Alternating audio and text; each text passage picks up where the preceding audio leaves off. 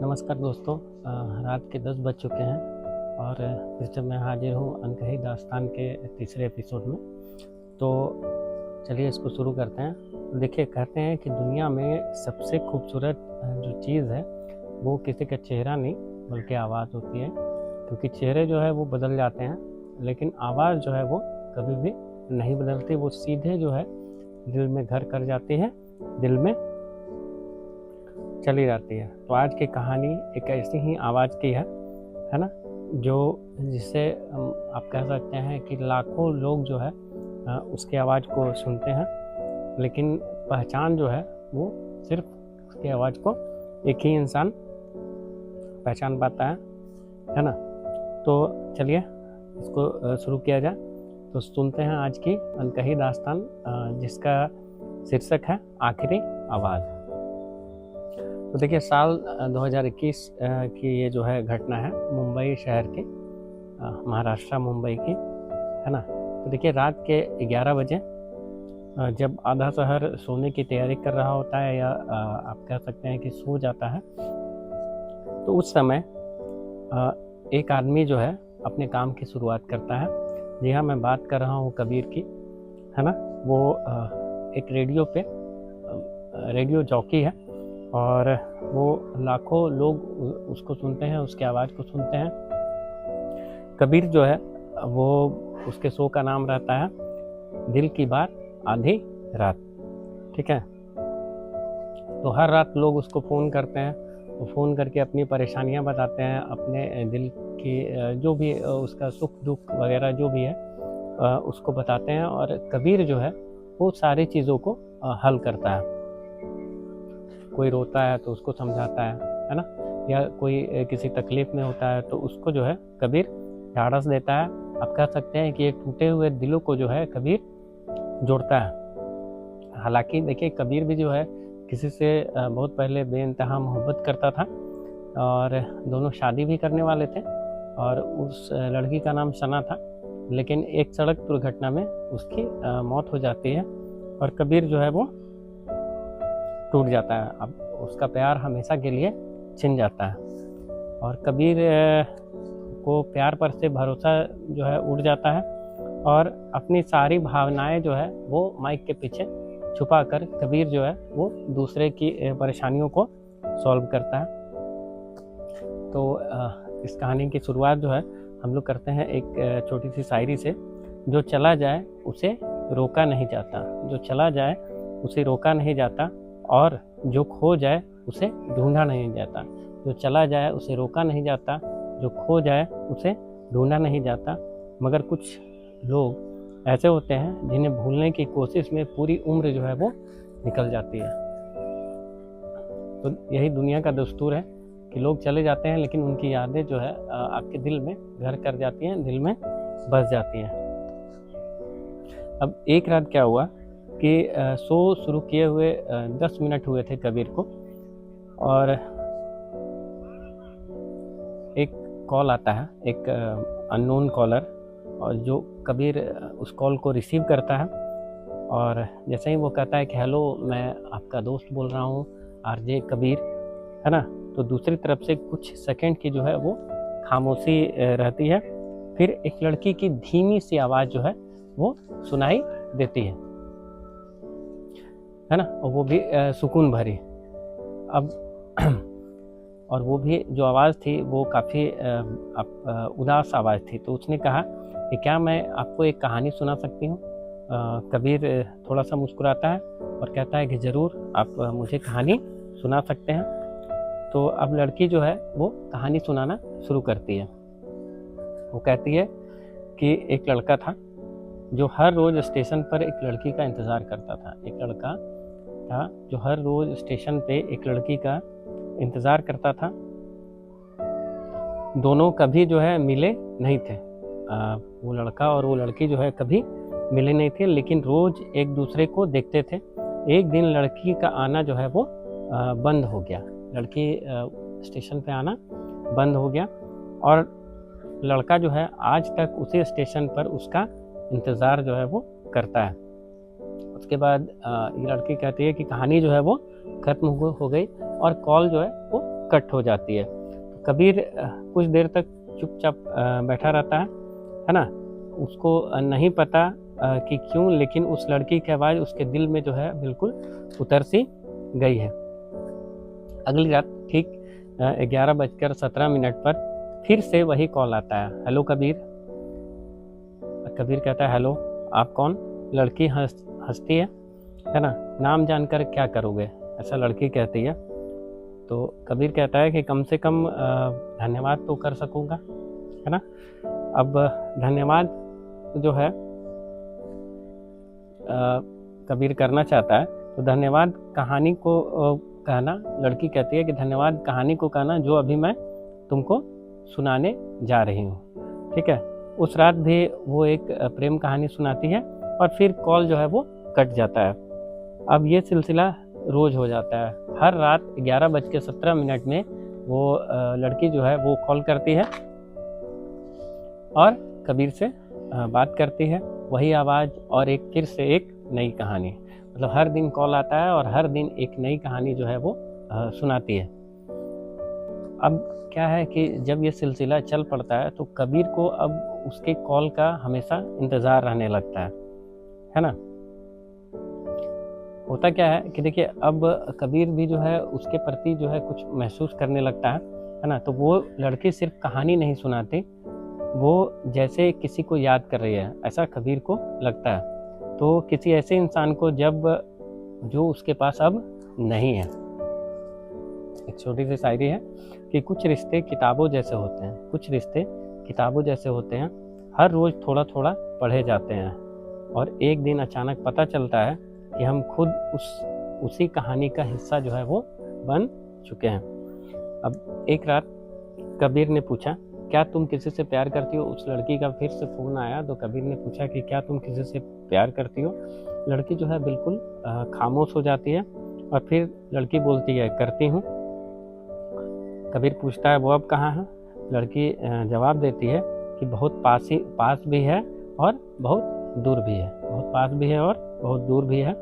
कबीर पहली बार बेचैन हो जाता है ना। उसको लगता है ऐसा कि ये लड़की अपने बारे में बात कर रही है, लेकिन क्यों? ये रेडियो पे कॉल करके अपने बारे में क्यों बात कर रही है ना। क्या इसके पीछे क्या कारण है? अब देखिए, और सबसे बड़ा सवाल ये है कि वो हर रात उसी समय क्यों फ़ोन करती है 11:17 में। एक दिन जो है वो रेडियो स्टेशन के टेक्निकल विभाग से कबीर कहता है कि इस नंबर का पता लगाओ। अब क्या है, टेक्निकल विभाग उस नंबर का पता लगाने में जुट जाता है ना। लेकिन रिपोर्ट देखकर सभी लोग हैरान हो जाते हैं, क्योंकि वो जो कॉल है वो हर बार अलग अलग नंबर से, अलग अलग जगह से वो कॉल आया हुआ होता है। मतलब एक नंबर नहीं रहता है, अलग अलग नंबर से वो लड़की कॉल करती है। अब देखिए, मामला जो है और दिलचस्प होते जा रहा है और रहस्यमय भी होते जा रहा है कि क्यों जो है वो अलग अलग नंबर से कॉल करती है ना। अब उस रात जो है फिर से कॉल आता है लड़की का। तो कबीर सीधे पूछता है कि तुम मुझसे क्या चाहती हो, है ना। दूसरी तरफ कुछ पल के लिए वो लड़की खामोश हो जाती है और फिर लड़की बोलती है, बस इतना कि जब मेरी आखिरी कहानी पूरी हो जाए तब मुझे भूल मत जाना। कबीर के शरीर में जो है सिहरन जो है वो दौड़ने लगती है। अब कबीर पूछता है, आखिरी कहानी? तो लड़की कहती है कि हाँ, क्योंकि हर कहानी एक आखिरी अध्याय होता है। और फिर पहली बार उस लड़की ने रोते हुए कहा, कबीर, अगर किसी दिन मेरी आवाज़ आनी बंद हो जाए तो मुझे ढूंढने मत निकलना, कॉल जो है वो काट देना।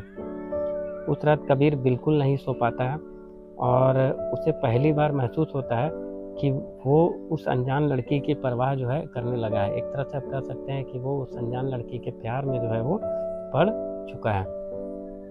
शायद जितनी उसे नहीं करनी चाहिए उससे ज़्यादा परवाह जो है वो उसकी करने लगा था।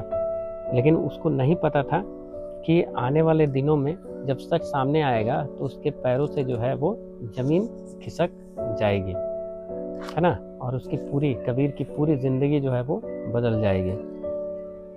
अब उसको ऐसा एहसास और उसके बाद उसको एहसास होगा कि उस लड़की की हर कहानी दरअसल किसी और की नहीं, है ना, उसकी अपनी ज़िंदगी से जुड़ी हुई है। ठीक है, तो चलिए अब आगे और बढ़ते हैं। तो देखिए कभी कभी क्या है ना कि ज़िंदगी हम लोगों को ऐसे सवाल के सामने लाकर खड़ा कर देती है जिसका जवाब हमारे पास नहीं होता, है ना, और कुछ लोग जवाब बनकर हमारी ज़िंदगी में आ जाते हैं, लेकिन तब जब उन्हें रोक पाना हमारे बस में नहीं रहता।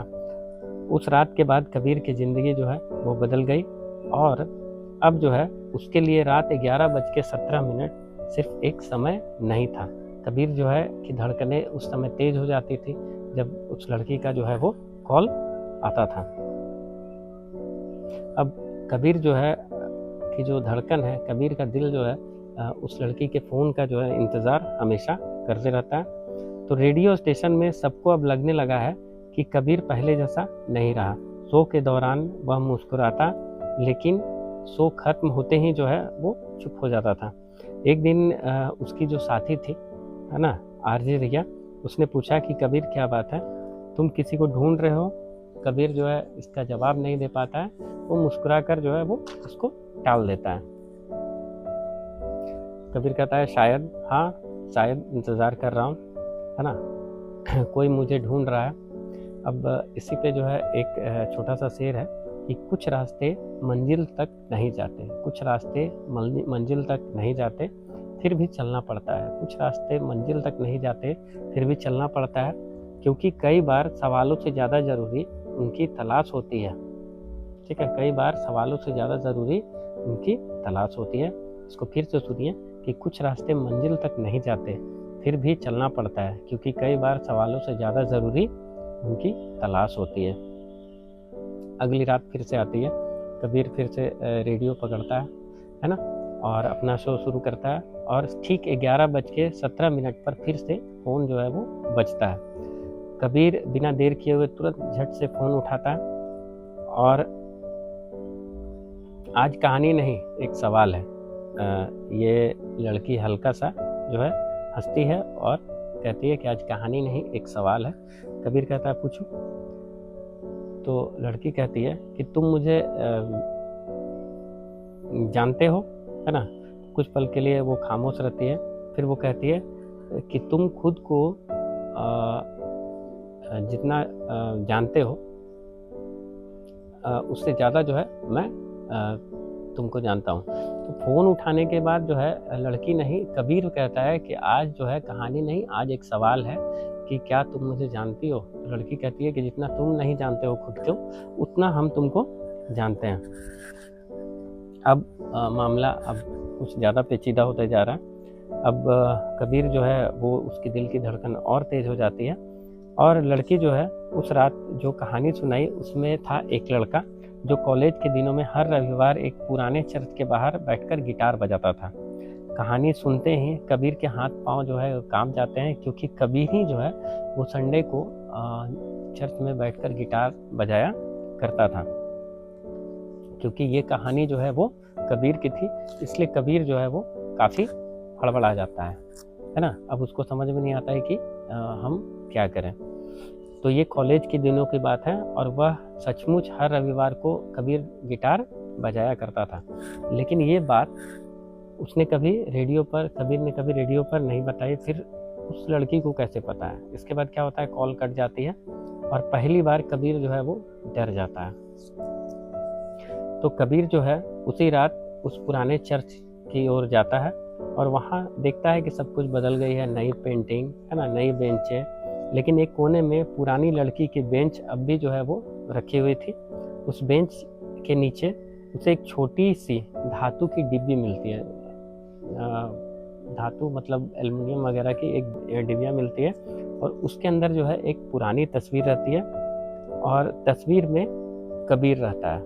कबीर की फ़ोटो उस डिब्बिया में रहती है, लेकिन तस्वीर जो खींचने वाला दिखाई नहीं दे रहा है, और पीछे सिर्फ एक पंक्ति लिखी हुई थी, है ना, कि कुछ लोग सामने नहीं आते क्योंकि उन्हें दूर से मुस्कुराते देखना ही उनकी सबसे बड़ी खुशी होती है ना। और अब एक शायरी सुनिए कि जिसने कभी अपना नाम तक ना बताया वो मेरा हाल सबसे ज़्यादा जानता है। कैसे?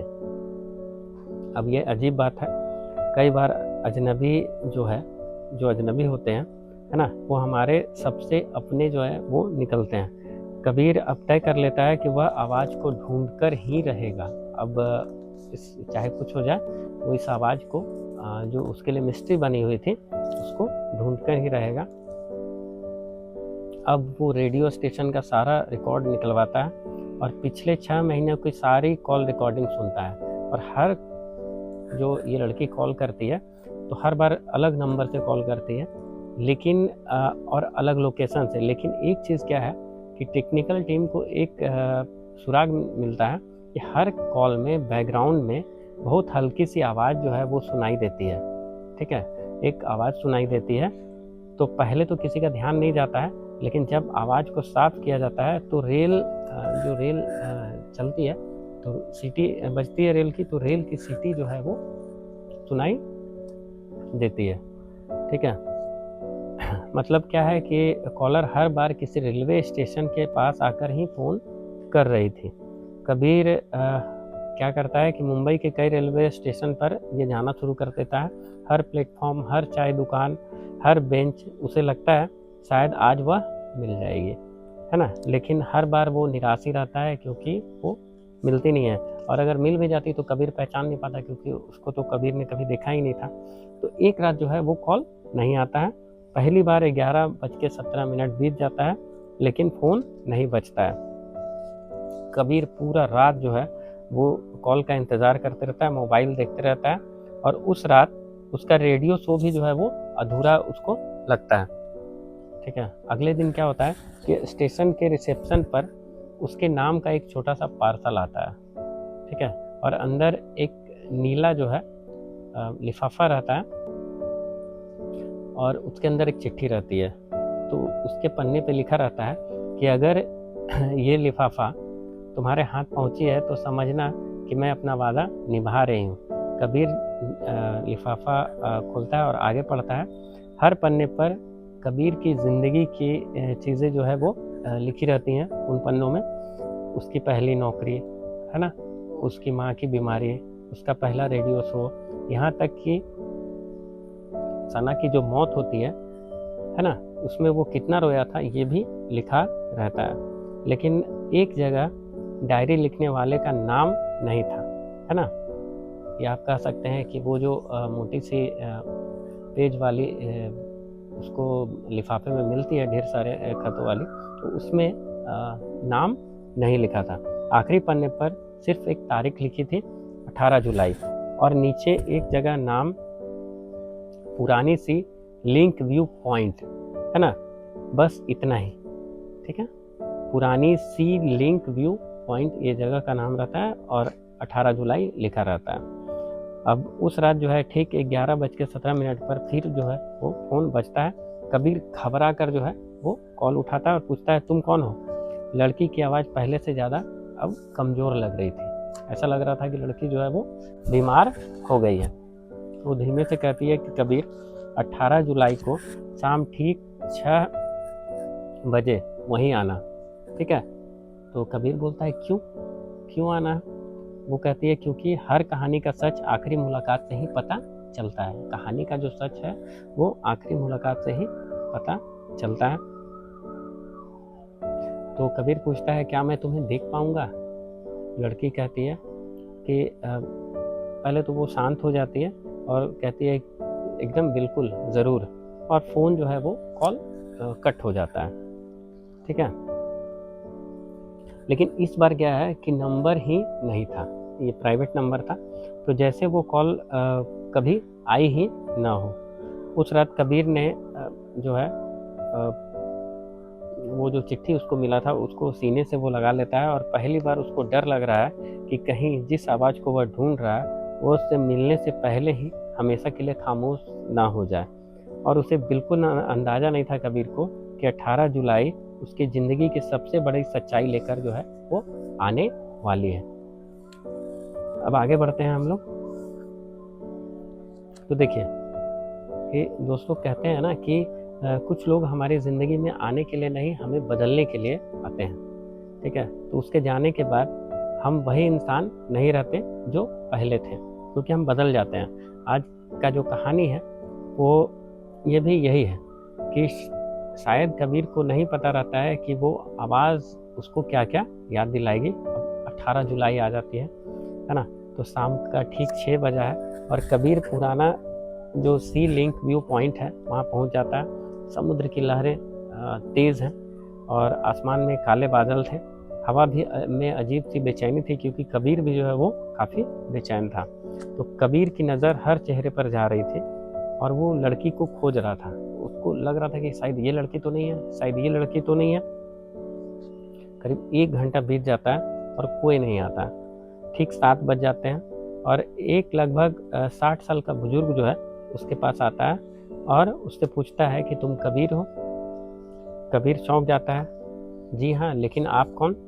तो बुजुर्ग जो है अपनी जेब से एक छोटा सा लिफाफा जो है वो निकालता है और कबीर को देता है और कहता है कि ये तुम्हारे लिए है।